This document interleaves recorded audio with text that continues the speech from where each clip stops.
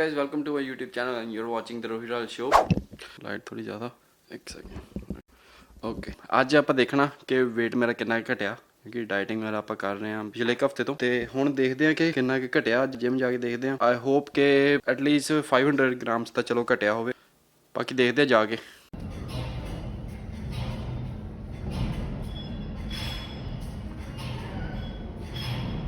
exact 1 kilo 200 gram okay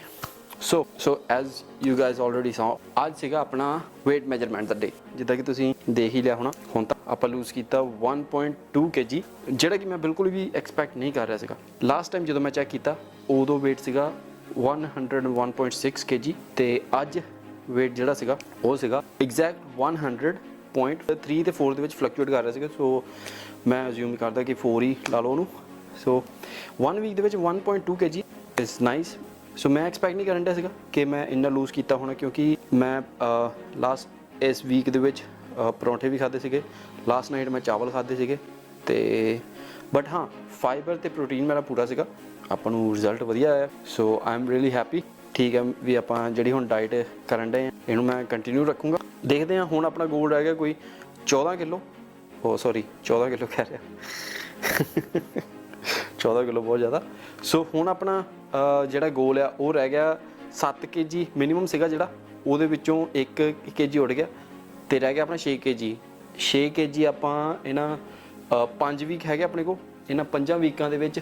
5 week ਤੇ 2-3 ਦਿਨ ਉੱਪਰ ਸੋ ਇਹਦੇ ਵਿੱਚ ਆਪਾਂ 6 ਕਿਲੋ ਹੋਰ ਘਟਾਉਣਾ ਤੇ ਦੇਖਦੇ ਹਾਂ ਫਿਰ ਕਿੰਨਾ ਕੁ ਘਟਦਾ ਤੇ ਕਿੰਨਾ ਕੁ ਨਹੀਂ ਕਿਉਂਕਿ ਇਦਾਂ ਦਾ ਮੇਰੇ ਨਾਲ ਬੜੀ ਵਾਰ ਹੋਇਆ ਕਿ ਮੈਂ ਜਦੋਂ ਘਟਾਉਣ ਜਾਣਾ ਕੋਈ ਨਾ ਕੋਈ ਐਸੀ ਗੱਲ ਜ਼ਰੂਰ ਹੋ ਜਾਂਦੀ ਹੈ ਕਿ ਜਿਹਦੇ ਕਰਕੇ ਮੈਂ ਹਰ ਵਾਰ ਕੁਇਟ ਕਰ ਜਾਣਾ ਲਾਗੇ ਜਾਂ ਹਾਫਵੇ ਪਹੁੰਚ ਕੇ ਮੈਂ ਕੁਇਟ ਕਰ ਦਿੰਦਾ ਆਈ ਡੋਨਟ ਨੋ ਕਿਉਂ ਮੇਰੇ ਨਾਲ ਬੜੀ ਵਾਰ ਹੋਇਆ ਸੋ ਹੋਪਫੁਲੀ ਇਸ ਵਾਰੀ ਇਦਾਂ ਨਾ ਹੋ ਚਲੋ ਫਿਰ ਮੈਂ ਮਿਲਦਾ ਤੁਹਾਨੂੰ ਨੈਕਸਟ ਵੀਡੀਓ ਦੇ ਵਿੱਚ ਆਹ ਵੀਡੀਓ ਆਪਾਂ ਇੰਨੀ ਕੁ ਰੱਖਦੇ ਛੋਟੀ ਰੱਖਦੇ ਹਾਂ ਛੋਟੇ ਵਲੌਗ ਦੇਖਣ 'ਚ ਵੀ ਮਜ਼ਾ ਆਉਂਦਾ ਤੇ ਜ਼ਿਆਦਾ ਟਾਈਮ ਵੀ ਨਹੀਂ ਆਪਣਾ ਵੇਸਟ ਹੁੰਦਾ ਠੀਕ ਹੈ ਸੋ ਜਿਹੜੀ ਵੀਡੀਓ ਅੱਛੀ ਲੱਗੀ ਹੋਵੇ ਵੀਡੀਓ ਦਾ ਆਹ ਸੈਟਅਪ ਜਿਹੜਾ ਕਿਸੇ ਨੂੰ ਅੱਛਾ ਲੱਗਾ ਹੋਵੇ ਤੇ ਲਾਈਕ ਕਰ ਦਿਓ ਵੀਡੀਓ ਨੂੰ ਇਸ ਤੋਂ ਪਹਿਲਾਂ ਕਿ ਮੈਂ ਵੀਡੀਓ ਖਤਮ ਕਰਾਂ ਸੋ ਆਹ ਬਟਨ ਜਿਹੜਾ ਆ ਰਿਹਾ ਇੱਥੇ ਇਹਨੂੰ ਸਬਸਕ੍ਰਾਈਬ ਕਹਿੰਦੇ ਆ ਇਹਨੂੰ ਟੈਪ ਕਰੋ ਤੇ ਇਹਨੂੰ ਗ੍ਰੇ ਕਰੋ ਤਾਂ ਕਿ ਆਪਣੇ 100 ਸਬਸਕ੍ਰਾਈਬ ਜਿਹੜੇ ਆ ਉਹ ਜਲਦੀ ਤੋਂ ਜਲਦੀ ਪੂਰੇ ਹੋ ਜਾਣ ਤੇ ਇਹਨੂੰ ਆਪਾਂ ਉਡਾ ਦਈਏ ਬਸ thank you for watching the video and take care stay healthy ਤੇ ਬਾਏ